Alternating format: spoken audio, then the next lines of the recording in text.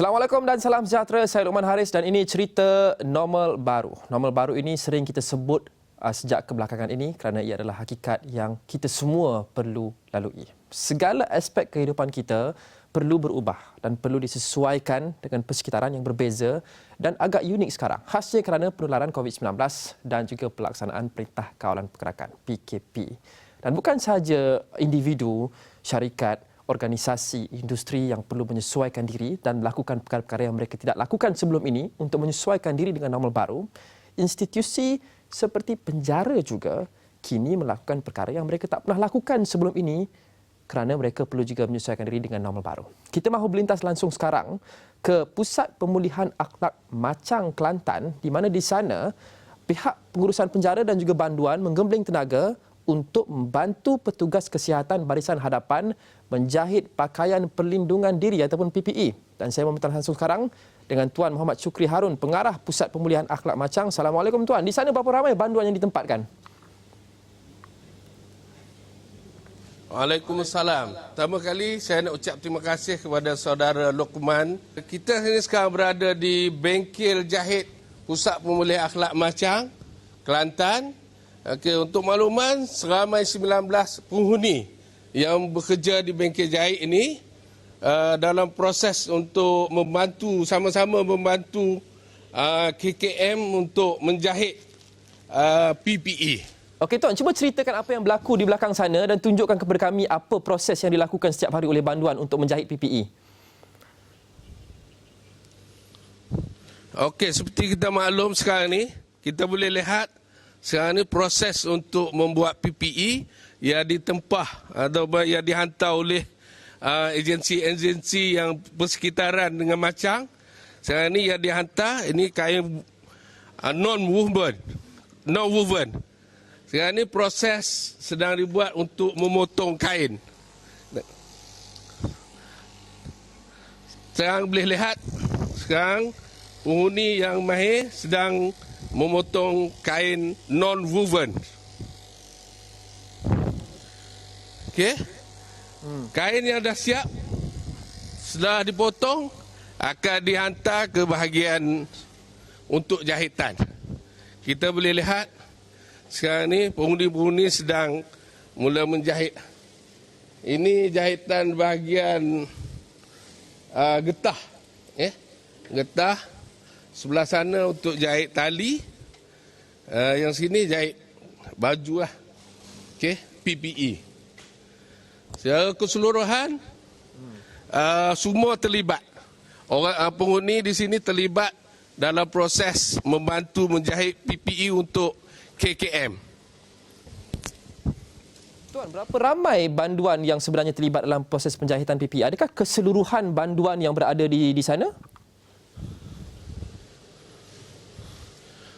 Jumlah keseluruhan banduan yang ada di Pusat Pemulihan Akhlak Machang adalah 2,000 lebih. 2,200. Untuk hari ini 2,200 lebih. Yang terlibat dengan bengkel jahit seramai 19 penghuni. Berapa banyak PPE yang boleh dihasilkan sehari dan setakat ini berapa banyak secara keseluruhan yang telah dihasilkan oleh banduan-banduan di pusat di Machang? Okey, untuk keupayaan kita setakat ini sehari kita boleh keluarkan siap PPE 200 pasang, 200 unit lah. Dan secara keseluruhan kita dah keluarkan untuk tempahan sebanyak 6,000 lebih. Bagaimana idea untuk banduan menolong menjahit PPE ini bermula, Tuan Syukri? Sebenarnya Jabatan Penjara terpanggil jugalah sebab kita dipahamkan KKM menghadapi masalah untuk KKM kekurangan PPE yang ada di hospital, di klinik dan sebagainya. Jadi kita terpanggil lah untuk membantu sama. Jabatan Penjara dengan kerja yang dibuat oleh penghuni, kita harap dapat membantu sama KKM, kerajaan, rakyat dan sebagainya untuk menyediakan PPE. Cara percuma kita buat, bantu. Pada mulanya Tuan, adakah apa cabaran untuk mengajar para banduan kemahiran untuk menjahit PPE ini? Kerana PPE ini bukan seperti kemahiran menjahit itu satu, tapi PPE ini bukan seperti baju biasa. Ia memerlukan banyak lapisan, ia memerlukan kualiti tertentu, ada teknik tertentu. Bagaimana proses dan cabaran untuk mengajar para banduan untuk menjahit PPE itu mengikut piawaian yang ditetapkan oleh Kementerian Kesihatan? Okey, sebenarnya kita tak adalah masalah sangat dari segi untuk jahit PPE sebab penghuni yang ada kita ada yang mahir dan separuh mahir. Jadi sebenarnya penghuni telah diberi latihan pengajaran tentang jahitan dari proses memotong, proses menjahit. Jadi cuma kita dapatkan sedikit kita berbincang dengan pihak berkenaan yang hantar untuk mendapat sebenar apa yang diperlukan dan contoh untuk dijahit mengikut keperluan KKM. Jadi kita tak ada masalah ataupun kesukaran untuk menjahit PPE ni. Bagaimana pihak Pusat Pemilihan Akhlak di sana memilih banduan mana yang ditugaskan untuk menjahit PPE? Okey, bagi kita kesemua penghuni yang ada di bengkel ni terlibat sama. Sebab yang ada di bengkel kita ada kemahiran, ada kebolehan. Kita dah bagi latihan seperti saya maklum tadi. Jadi tiada masalah untuk membantu menjahit PPE yang dikehendaki oleh pihak berkenaan. Adakah sebarang pemeriksaan kualiti dilakukan dari semasa ke semasa Tuan? Kerana kita lihat mungkin setiap batch itu ada berbeza. Seperti di dalam kilang, ada setiap batch ada yang mungkin kurang sempurna dan sebagainya. Dan baju PPE yang dipakai oleh petugas kesihatan, kita perlu pastikan setiap helaian itu sempurna. Kerana ianya perlu kalis kuman, kalis air dan sebagainya. Bagaimana QC ataupun quality check itu dilakukan terhadap setiap helaian PPE yang dihasilkan oleh banduan di sana? Okey, untuk makluman, dalam proses untuk menjahit kita dapat khidmat nasihat daripada KKM lah. Dan kualiti dan pattern tu bergantung pada pihak berkenaan. Jadi kualiti ni kita dapat khidmat nasihat KKM untuk pastikan tiada masalah sampingan lah. Okey, seperti yang kita boleh lihat jumlah yang ini yang dah siap. Okey. Ini kita sedia dalam beg plastik untuk diserah kepada pihak berkenaan lah. Contoh-contoh yang dibagi oleh hospital ataupun pejabat kesihatan daerah dan kita ikut saja apa yang dikehendaki, pattern dan sebagainya. Malahan kita percayai dan diakui lebih baik daripada yang ditempah dibeli daripada luar, perolehan luar. Mengapa Tuan percaya apa yang dihasilkan, PPE yang dihasilkan di Pusat Pemilihan Akhlak di Machang oleh banduan itu kualitinya lebih baik daripada apa yang kita perolehi daripada luar? Okey, sebenarnya kalau kita lihat contoh yang dihantar setengah daripada luar ni, saya boleh tunjuk tiada jahitan pun, hanya potong sebegini aja. Sedangkan yang dibuat tempat kita ada jahit, collar dan sebagainya. Berbeza dan pihak berkenaan yang menerima PPE yang siap mengakui bahawa yang kita buat di PPA Machang ni lebih baik. Berapa jenis PPE yang dihasilkan di sana Tuan? Kerana ada beberapa pihak yang juga tolong membantu menjahit PPE, tapi ada yang menghasilkan perisai muka, ada yang menghasilkan gaun, ada yang menghasilkan topeng muka. Apa jenis PPE yang dihasilkan oleh banduan di Machang dan berapa jenis? Adakah ada beberapa jenis yang berbeza yang dihasilkan?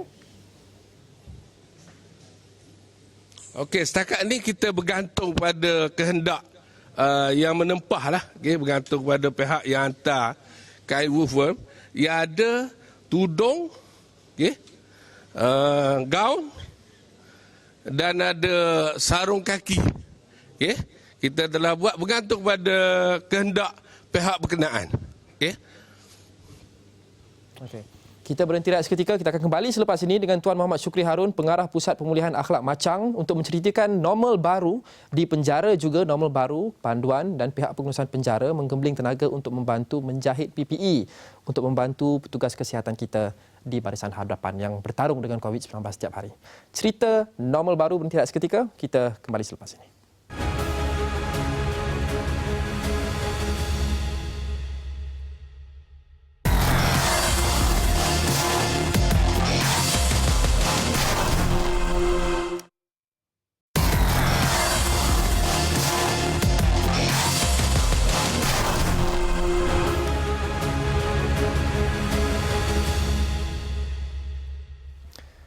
Anda sedang menonton cerita normal baru di mana kita akan mengupas normal baru, iaitu setiap aspek kehidupan kita perlu diubah dan disesuaikan dengan normal baru kerana penularan COVID-19 dan juga pelaksanaan PKP, Perintah Kawalan Pergerakan. Dan bukan saja kita semua, bukan saja individu yang perlu mengubah rutin harian kita ataupun syarikat perlu mengubah model perniagaan mereka dan sebagainya. Organisasi-organisasi ataupun entiti-entiti lain yang sebelum ini buat satu benda yang lain mungkin perlu berbuat perkara yang betul-betul berbeza hari ini, termasuk penjara. Saya berlintas langsung dengan Pusat Pemulihan Akhlak Macang dengan Tuan Muhammad Shukri Harun, pengarah pusat tersebut, di mana banduan di Pusat Pemulihan Akhlak Macang itu membantu untuk menjahit pakaian pelindungan diri untuk frontliners kita, petugas kesihatan di barisan hadapan. Sebelum ini kita faham ada aktiviti-aktiviti mungkin rekreasi ataupun aktiviti-aktiviti kemahiran yang dilatih kepada banduan sebelum mereka mula membuat PPE. Apakah aktiviti-aktiviti yang mereka sering lakukan seperti sebagai contoh menjahit, bertukang dan sebagainya, dan bagaimana kemahiran-kemahiran yang diajar dulu itu kini boleh disalurkan untuk digunakan dalam proses untuk menghasilkan PPE untuk membantu frontliners kita? Okey, kalau dari segi pengkhususan untuk menjahit PPE, okey, sebenarnya penghuni kita seperti saya maklum tadi, kita pemilihan untuk masuk bengkel jahit dan kita bagi latihan. Kita ada guru putukangan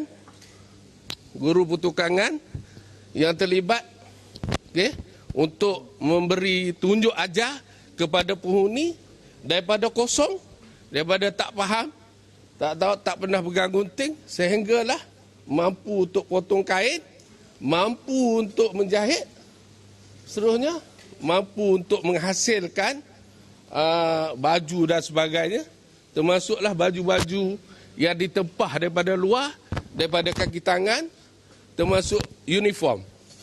Jadi tiada masalah bagi penghuni untuk menjahit PPE yang saya anggap begitu ringkas untuk menjahitnya.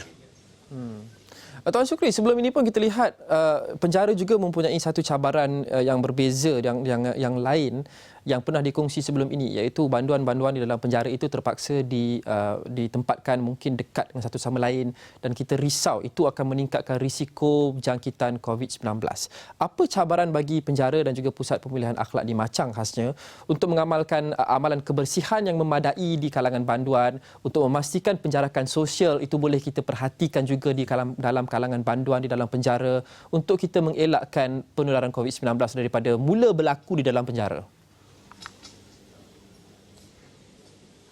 Okey, seperti kita maklum, dalam penjara sudah pasti jumlah penghuninya ramai, overcrowded. Jadi dari segi penjarakan ni kita tak dapat laksanakan sepenuhnya. Walau macam mana pun dari segi aktiviti kita hadkan. Sama di bengkel, program-program keagamaan, program pemulihan, kita hadkan dan kita buat penjarakan sosial. Okey? Mana yang kita mampu buat, kita akan buat proses penjarakan sosial. Yang tak mampu, kita tak boleh buat apalah. Sebab jumlah banduan yang begitu ramai. Satu-satu blok mencapai 500 lebih. Dan bentuk sel, macam mana kita nak buat untuk penjarakan itu, kita tak boleh buat apa. Itulah cabaran paling besar untuk kita nak mencegah COVID. Okay? COVID-19 menular. Walau macam mana pun, setakat ni kita berjaya lah. Tak ada lagi kes yang berlaku di dalam Pusat Pemulihan Akhlak Macang. Okay? Kita juga ada cara-cara untuk tindakan kita untuk mencegah. Okay? Seperti tadi kita penjarakan sosial kita buat mana setakat boleh. Banduan yang baru masuk atau penghuni yang baru masuk semasa PKP, kita asingkan satu blok. Okay? Kita tak campur dengan penghuni-penghuni yang sedia ada. Okay? Dan masuk mestilah melalui proses pemeriksaan suhu badan untuk pastikan tiada masalah kesihatan. Penggunaan hand sanitizer, penggunaan mask. Okay? Kepada kaki tangan pula sama. Kita buat arahkan semua kaki tangan perlu berhati-hati menggunakan hand sanitizer, guna sabun basuh tangan, kita sediakan face shield, mask dan pegawai yang terlibat dengan pengiringan, bila balik daripada hospital atau mahkamah, kita arahkan supaya mandi di sini, kita sedia tempat untuk mandi, tukar pakaian dan balik bersama keluarga. Okey, antaranya. Okey. Tuan Syukri sebut tadi ada langkah-langkah yang diambil, yang mana boleh diambil untuk mengamalkan penjarakan sosial dan sebagainya, tetapi ada langkah-langkah yang katanya tidak ada pilihan. Tuan Syukri kata, apa yang dimaksudkan dengan langkah-langkah yang tiada pilihan? Adakah sebagai contoh banduan masih lagi perlu makan bersama dekat-dekat, ataupun ada masa-masa yang mereka perlu berada di tempat yang kecil, yang mungkin jarak sukar untuk kita jaga? Apa contoh-contoh di mana pihak penjara tiada pilihan melainkan untuk terpaksa membiarkan banduan bergaul dengan dekat-dekat tanpa ada penjarakan sosial?